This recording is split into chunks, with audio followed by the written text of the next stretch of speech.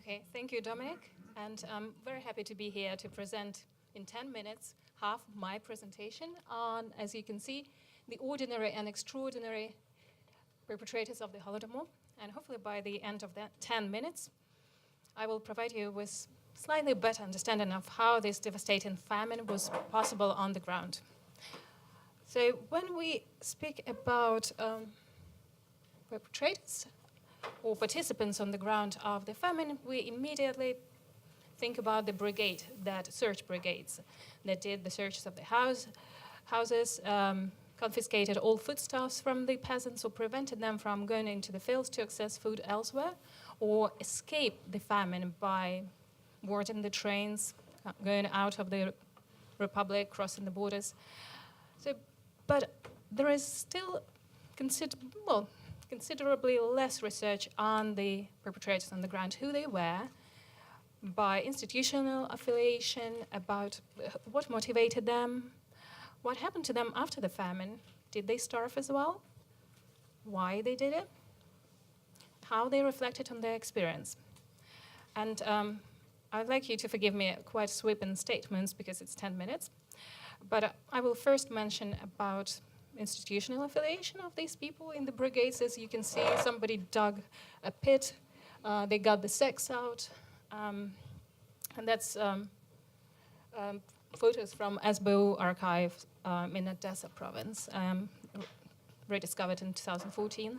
And then I will mention my methodology and just one example of very unlikely group of participants, which were Stahanovite Stahanovite peasants. But before they were Stahanovites, they shared a very common experience. They were activists and part of such brigades, as you can see here. Oops. So, as you can see, here's a breakdown, various groups used by, based on the organization activists belong to. And sometimes you could belong to a few groups. So, trained perpetrators, it's militia, or police, GPU, or sometimes army when the borders were sealed or the village was on the black list. Then you have district officials, various plenipotentiaries, secretaries from the district party committee, executive committee on the district level. Apart from that, you would have village officials, so the heads of the village councils, the heads of the collective farms, communists, party cells, secretaries. Then you had plenipotentiaries that I mentioned, and they would come from different organizations, different institutions. They would be civil employees, they could be party members, students. Then you had local communities I mentioned, collective farmers, members of committees of non-wealthy peasants. That was disbanded in 1933. Komsomol and pioneers, teachers, so Aviahim, or also Aviahim, so completely unlikely organization to participate, but they were used effectively during 1933 harvest when the fields were surrounded. And there were more than 20,000 of them employed at the time. Village reporters or silikori. So all these people were involved in the logistics. How do I approach them? Without inventing a will, I decided to look at other cases of mass violence and genocides and who were people on the ground.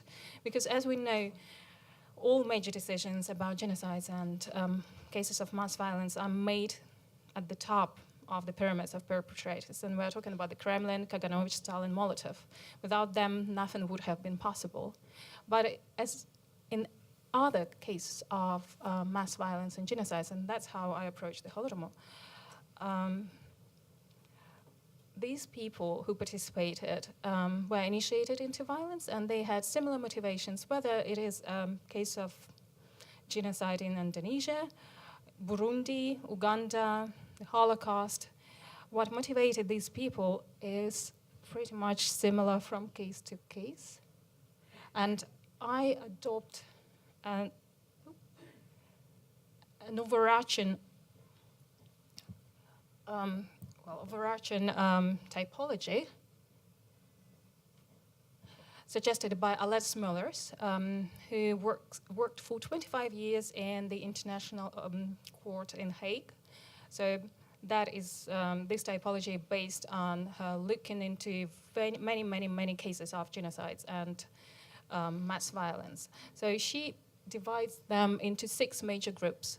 Again, there are professional perpetrators, and I already mentioned them: GPU, police, the army, who by profession are expected to enforce sometimes unpopular policies and use coercion, violence. I'm not looking in my dissertation into that category, and there is a research done on the subject, Viola, Vasiliev in Ukraine in particular. There are profiteers. That's another group, or careerists, those who actually benefit in some way, either in career, position of power, or they could send their children to be educated in the cities, or they can actually get a sheepskin coat from their neighbors, settle scores, whatever. But you can belong to many groups in the same time. Fnatic participants, and they compile only 5% of all perpetrators of mass violence. So when you get accounts by Kopelev or Goichenko or Kravchenko claiming that they were fanatics and ideological true believers, you can question them. And in that, I'm using the approach by Christopher Browning in the Holocaust studies. When you read, don't take it at face value, but ask 4 questions: whether it was possible, probable, whether they pursued self-interest, and whether there are many cases of very vivid details they provide. And that means what they are describing as actually might be true. So Fnatic, when I say 5%, it's based on the recent research in Oxford by Jonathan Maynard. Criminals and sadists, they're instrumental in initiating violence or searches, being brutal, torturing victims, demanding where they dug or hid their provisions. Then there are followers, and that group is by far the largest, 65% of all perpetrators, and that is supported by Zimbardo social psychology. So we're talking about experiments by Zimbardo or Stanley Milgram.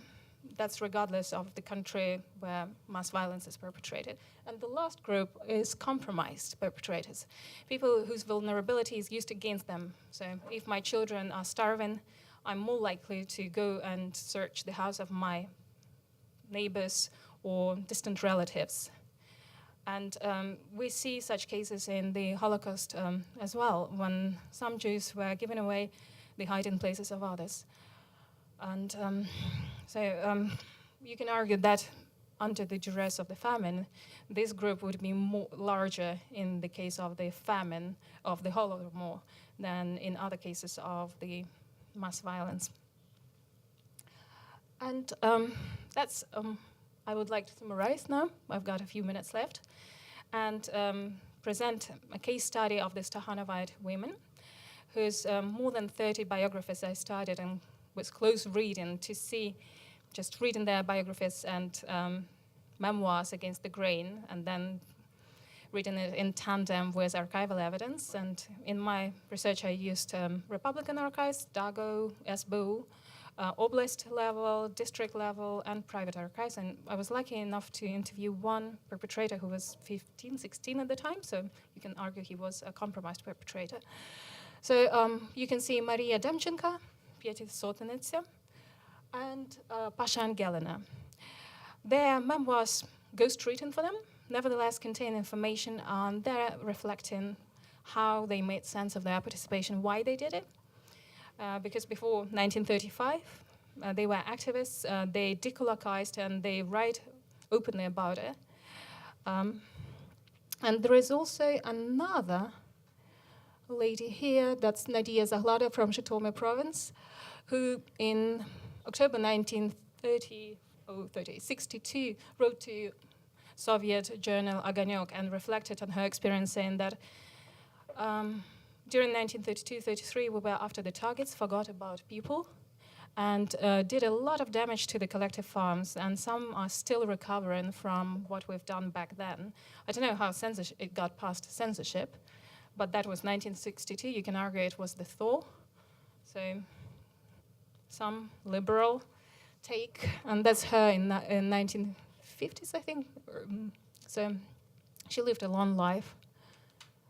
And again, using perpetrator studies as a methodological approach, these are usually the ways how people make sense of their participation in mass violence. Because if you use microhistory and look what happened to these people after the famine, because they most of them resumed normal lives. They married, worked, studied, became Stakhanovites, adopted, in some cases like Zahlada, they adopted children of the very neighbors they starved to death. And you can see the two first groups, it's reversal of morality, where you create a reality boosted by propaganda, vicious, virulent propaganda, where you no longer perceive the victims as humans, so dehumanization mechanism in place. And then here, just excusing one's agency. And if you do comparative analysis of how people reflect on their experience in other countries, the very wording would be quite similar between the Holocaust studies, Rwanda genocide, and the Holodomor. And that's the tragedy of it. And on that, I would like to finish.